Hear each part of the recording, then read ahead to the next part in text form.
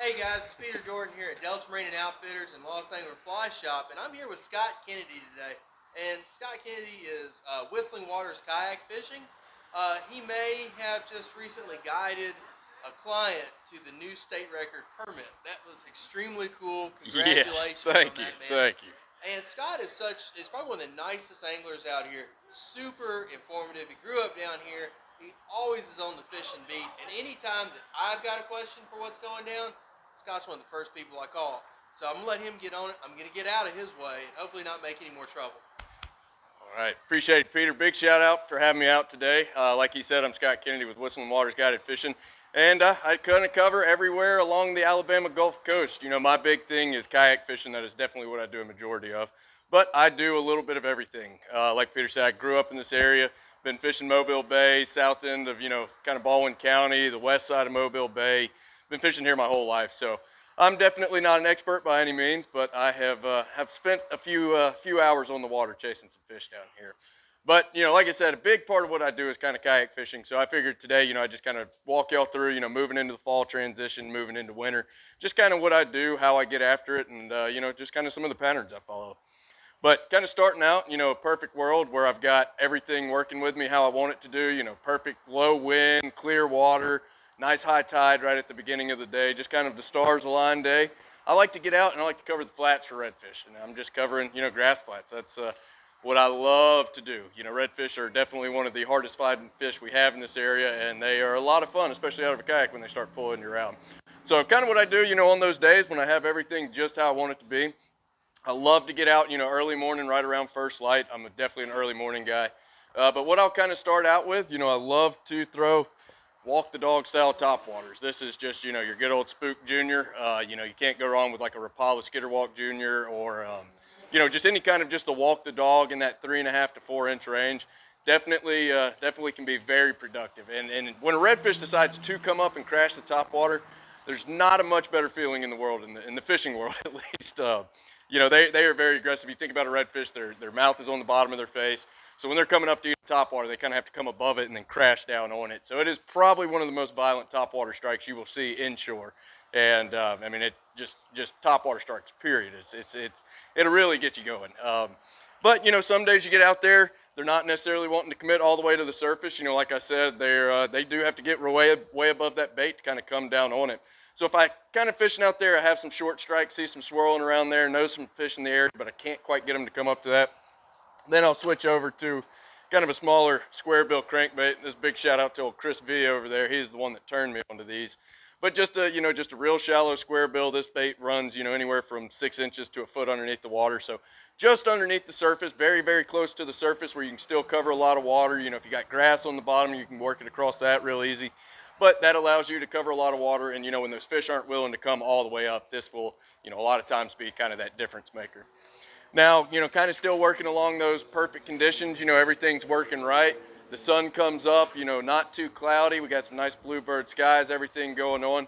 Then I kind of like to stand up, once the water lightens up, you can really start to see. I like to stand up and do a little sight casting.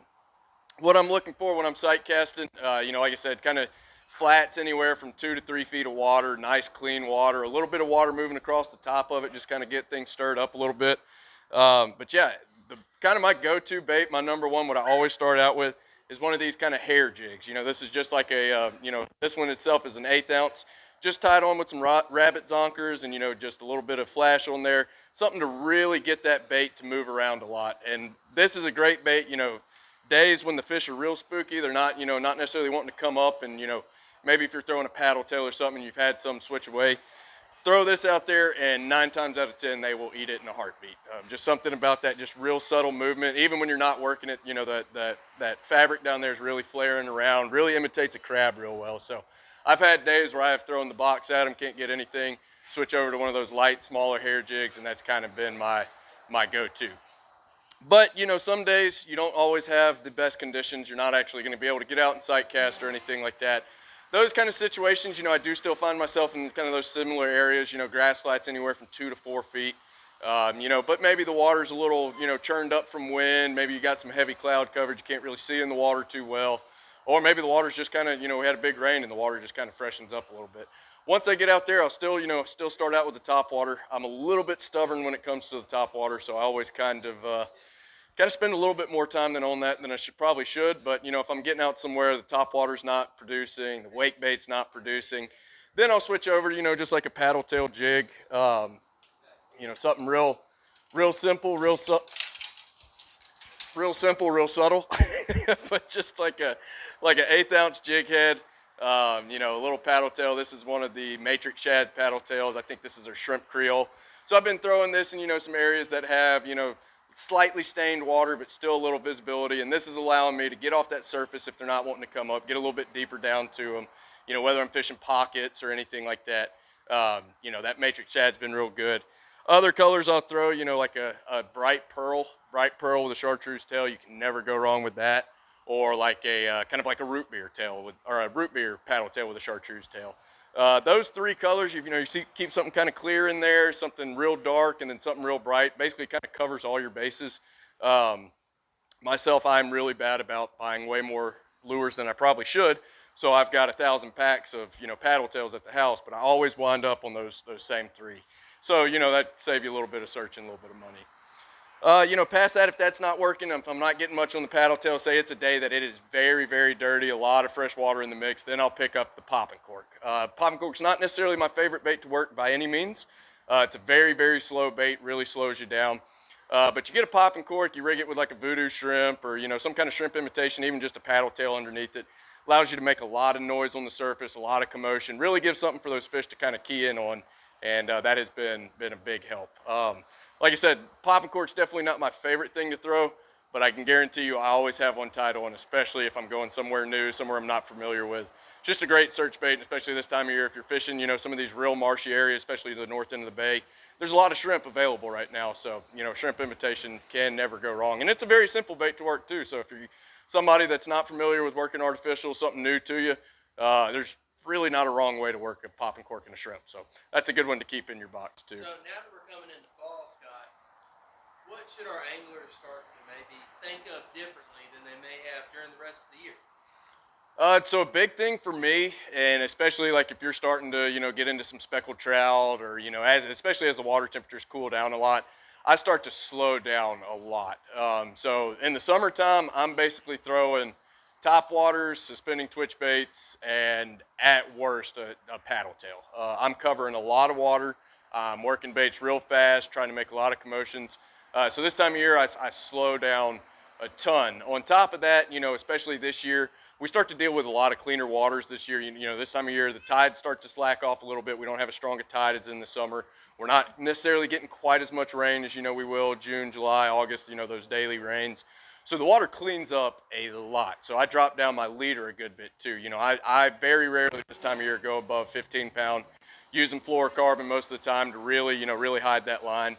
So that's been a big thing, slow it down, of course, like I said, scale it down, and just, really pay attention as you're getting in an area, especially Mobile Bay is such a big ecosystem. There's all sorts of different environments. So there's not necessarily going to be the same thing at the same spot every time of the year. So I like to keep a big variety of stuff too. So that is one thing all year round, but especially this time of year, I bring way too much stuff. I usually bring 5 or 6 boxes with all sorts of colors, all sorts of lures, all sorts of different presentations. So I make sure I'm not picky, and I guess that kind of leads me into the next thing I was talk about. Like I said, as a kayak fisherman this time of year, you never know what the weather's going to do. It could be 15, 20 mile an hour wind one day, wake up the next and it's blowing out of the north 30. So I try to kind of keep a variety of tackle around, a variety of ideas, and so say we get one of those big front days like we've had the past couple of weeks. I like to do a lot of sheephead fishing. I'm sure you've seen a lot of people in the kayak world kind of switch over. In the fall, a lot of people do a lot of sheephead fishing. But what that kind of allows us to do. Real quick, before you get to that, you guys can check out Scott on his YouTube channel doing sheepshead fishing right now. And Yep. so, if you really want to really see what Scott does more in depth, obviously the best thing is to book a trip with him. But he does have a really great YouTube channel that I highly recommend. So. Yep, and I just put out a sheephead video last week, and I've got another one I'm working on right now. Should be up in the next day or two. So definitely a lot to learn in those videos. So it's a very good place to look.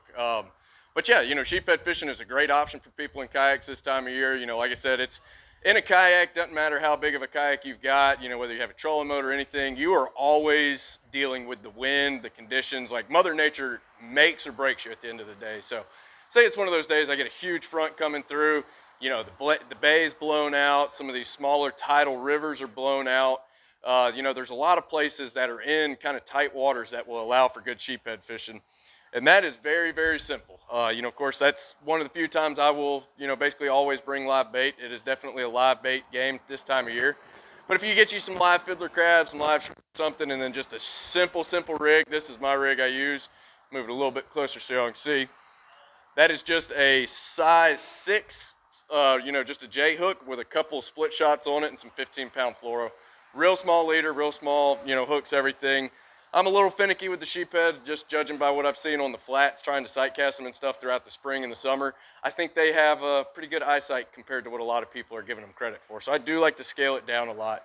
But that gives you a good option. Sheephead's good. Redfish is usually good this time of year. The trout will start to move into the rivers. You can get out, work some of these same topwater baits and stuff. Maybe a Miradyne, that kind of that HMR, the 17 HMR, that sinking one's real good, or any kind of suspending twitch bait, just working it real slow compared to what you would do in the summer.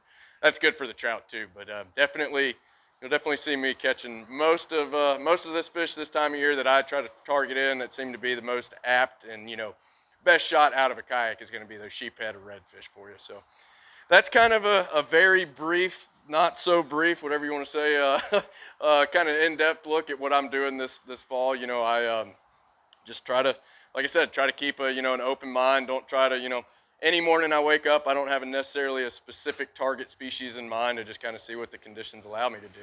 So right now with fall fishing coming in, what are the kinds of places that anglers need to be looking at? Do we need to look at flats, bays? Is there any general areas? So what would your recommendation be for the guy who's wanting to go out, trying to figure out where to go, maybe is new to the area as we have so many new anglers moving to our area? What are the kind of places like that you would recommend that an angler goes to? Because when you look at a map of Mobile Bay, it's extremely daunting. It's, so what do you recommend location-wise, and obviously not talking about spots, but because everybody, depending where they live, a great thing about a kayak is you just jump in the water. But what are the kinds of places that might be apt for people to look at now and as we move into colder months? Yeah, so right now, we're kind of in that like I said, that transition period where any given day it could be a 20 to 30 different, degrees tide, or a 20 to 30 degree swing in, what those temperatures are outside. Kind of what I'm looking for, like right now, you figure this week, for instance, we have some upper, highs are in the upper 70s, low 80s. Temperatures at night are kind of in the low 60s. I'm finding myself more focused on the outside of tidal rivers and creeks. So, those areas where maybe you have a grass flat or you have a mud flat with an oyster bar or just some kind of, structure, irregularity, something, just outside of the river. So take, for instance, like just outside of the river of like Fish River or Magnolia River. So kind of like your Weeks Bay area, just outside of Weeks Bay, or like on the west side, right at the mouth of Fowl River, those kind of areas. Those are the places I'm trying to focus in on kind of the warmer temperatures. Because what you'll notice, a lot of these fish, as it gets cold, we have those nights where we get real cold and the water temperature starts to drop off. You'll find they'll start to kind of move into some of the deeper pockets, up into the river. And especially as we continue on in, the colder months and we actually get some colder temperatures that are sustained, those fish are going to be moving their way up the river, looking for that saltier water, that warmer water down deep that they can get into. But right now, they're just kind of, they know something's going on. The days are getting shorter. The water temperature has dropped off compared to, what we had in August or September. So these fish know something's coming. They know that season change is coming. And you got a lot of the shrimp moving towards these rivers too. So these fish are just kind of slowly getting there. So like I said, right now with these warmer temperatures, kind of these south wind days and stuff, I'm going to stick towards the mouth of these tidal rivers, just working, if I can find flooded grass along the bank, or a grass flat on the bottom, or like I said, just a shallow mud oyster bar or something like that. Those are great places. And then, like I said, as that temperature really starts to drop off, things are going to get cold for us. Then I start to kind of stick inside those rivers strictly, and try not to try not to stay on the outside bay, the short, the shallower flats too much, where those fish are a lot more, susceptible to those temperature changes and everything like that. Right on. Well, Scott, how can folks get a hold of you? There's a lot of different ways. Of course, if you guys want to check me out on social media, you can look me up at Scott Kennedy on Facebook. You can look up Whistling Waters Kayak Fishing and Outdoors on Facebook. You can look up Scott Kennedy on Instagram and YouTube. Or if you want to check out my website, you can go to whistlingwaters.com, or you can check out Whistling Waters on the Fishing Chaos app. So, And if somebody wants to book a trip with you, which I highly recommend, what's the best way to do that? best way to book a trip is to either A, check out Whistling Waters on the Fishing Chaos app, or shoot me a text or a phone call at 251-408-2604.